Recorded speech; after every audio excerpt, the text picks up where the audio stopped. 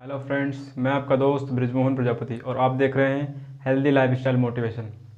आज का टॉपिक है friends, how to improve learning. अपनी याददाश्त को कैसे बढ़ाएं और अपनी लर्निंग को कैसे बढ़ाएं। हर बंदा चाहता है कि उसको जो भी पढ़ाया जाए वो याद हो जाए, तो उसके बारे में आज चर्चा करेंगे कि हाउ टू इम्प्रूव लर्निंग।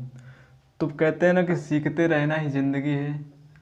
रास्ते में सफलताएं तो मिलेंगी, लेकिन बैठे मत रहना, क्योंकि आगे बढ़ते रहना ही ज़िंदगी है। लाइफ इज़ लर्निंग, क्योंकि लाइफ इज़ लर्निंग। सो आपको बता दें पहले इसका फंडामेंटल क्या है, रीजंस क्या है, इसके क्या क्या कारण हैं। तो बेसिकली आपको पहले बताएंगे कि जो फैक्टर्स होते हैं वो लर्निंग को कौन कौन से फैक्टर्स हैं जो इन्फ्लुएंस करते हैं। There are some factors which influence the learning. First one, nature of the learner. Second one, nature of the learning materials. Third one, nature of learning method. तो आपको मैं इस वीडियो में क्लियरली रूप से बताऊंगा कि अपनी लर्निंग को कैसे इम्प्रूव करें, अपनी मेमोरी को कैसे बढ़ाएं। तो यदि आप वीडियो को देखना चाहते हैं, यदि आप अपनी मेमोरी को इन्हेंस करना चाहते हैं, तो इस वीडियो को लास्ट तक मेरे साथ बने रहें। तो आइए दोस्तों शुरू करते हैं। First one, nature of the learner. जो लर्न कर रहा है उसका नेचर क्या है। First one, age. Age depend करती है कि आप उस मटेरियल को किस प्रकार से याद कर पाएंगे। छोटा बच्चा है और ज़्यादा बूढ़ा है, वो किसी भी चीज़ को जल्दी से याद नहीं कर सकते, रिकॉल नहीं कर सकते। और इंटेलिजेंस, जितना ज़्यादा इंटेलिजेंस, आईक्यू लेवल जितना ज़्यादा होगा, जितना ज़्यादा अच्छा आईक्यू लेवल, उतनी ज़्यादा नॉलेज और उतनी ज़्यादा learning capacity. Third one, attention. Attention attention की ज़रूरत स्टडी में होती है, पेंशन की ज़रूरत वृद्धावस्था में होती है। इसलिए स्टडी में अटेंशन का, वृद्धावस्था में पेंशन का बड़ा ही महत्व है। तो लर्निंग, यदि कुछ लर्न करना चाहते हैं तो अटेंशन ज़्यादा ज़रूरी है।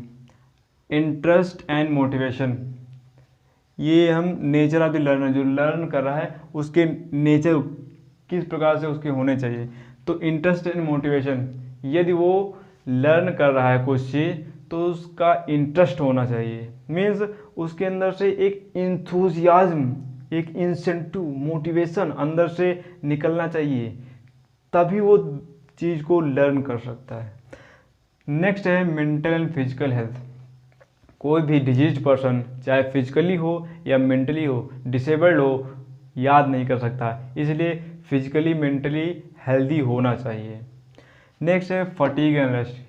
कोई भी चीज़ याद करने के लिए, लर्न करने के लिए रेस्ट की ज़्यादा ज़रूरत होती है। यदि आप फटीग महसूस कर रहे हैं अपने आप को, तो आप लर्न नहीं कर सकते हैं।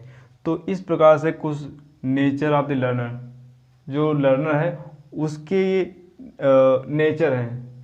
नेक्स्ट है nature of the learning materials. Learning materials भी डिपेंड करता है कि आपको कितनी जल्दी याद होगा। तो फर्स्ट वन इसमें है क्लियरली प्रिंटेड। जो भी मटेरियल आप लर्न करना चाहते हैं क्लियरली प्रिंटेड होगा, जल्दी से लर्न होगा। ईजी एंड अंडरस्टैंडेबल लैंग्वेज, अच्छा और जो आपको समझ में आ जाए, उस लैंग्वेज में लिखा हुआ हो, तब भी आपको जल्दी से लर्न हो जाएगा। नेक्स्ट पॉइंट है नेचर ऑफ लर्निंग मेथड।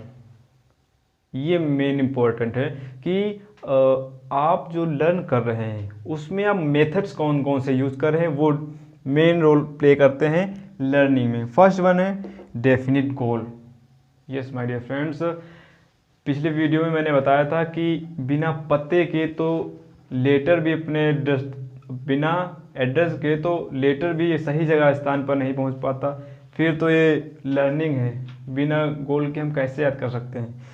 तो जब तक हमारा एक क्लियर गोल सेट हो जाएगा, जब एक क्लियर गोल सेट हो जाएगा, तब हम उसके बारे में जहाँ से भी इंफॉर्मेशन मिलेगी हम तुरंत उसको कैप्चर कर लेंगे।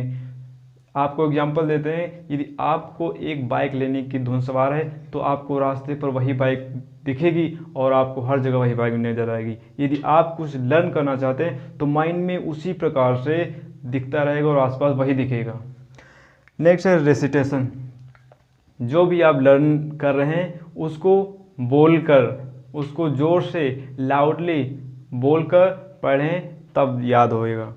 नेक्स्ट है एक्सरसाइज इन रेपिटेशन, जिसको कहते हैं रिवीजन ही डिवीजन। एक्सरसाइज करें, उसको रिपीट करें, तब भी चूँकि मेमोरी एक ऐसी मेमोरी है जो इसको रिपीट ना करो तो ये अपने आप डिलीट हो जाती है। ये फ़ोन की मेमोरी होती है, उसको डिलीट करने पर डिलीट होती है, लेकिन ये मेमोरी अपने आप डिलीट हो जाती है यदि इसको रिपीट ना किया जाए। नेक्स्ट है बाय पार्ट्स लर्निंग। लेंदी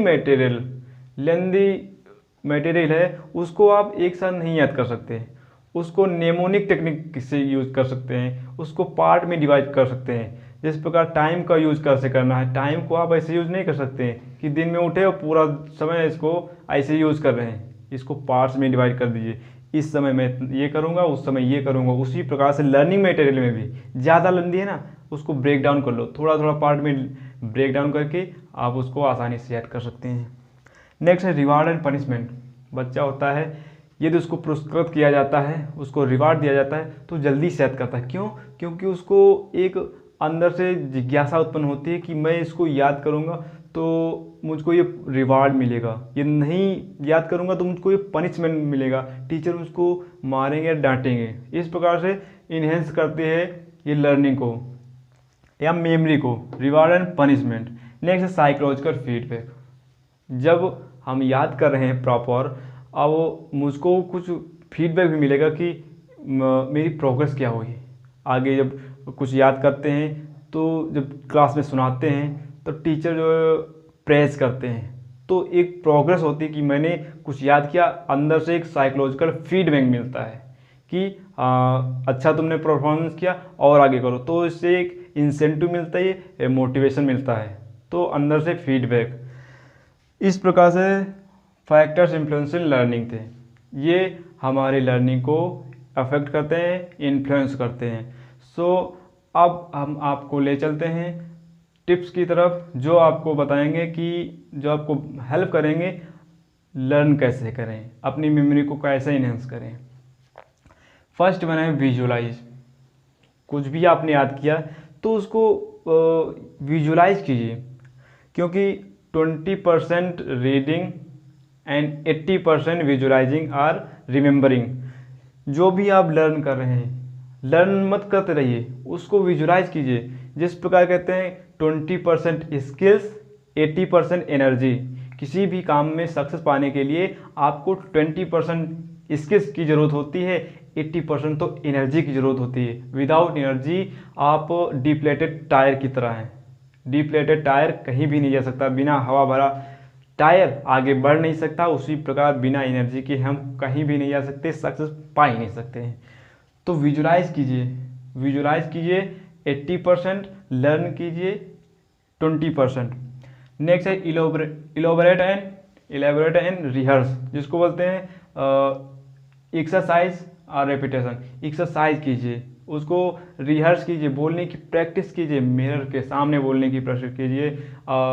जब हम कोई स्पीच देना चाहते हैं तो पहले अपने मिरर के सामने प्रैक्टिस करते हैं, रिहर्स करते हैं।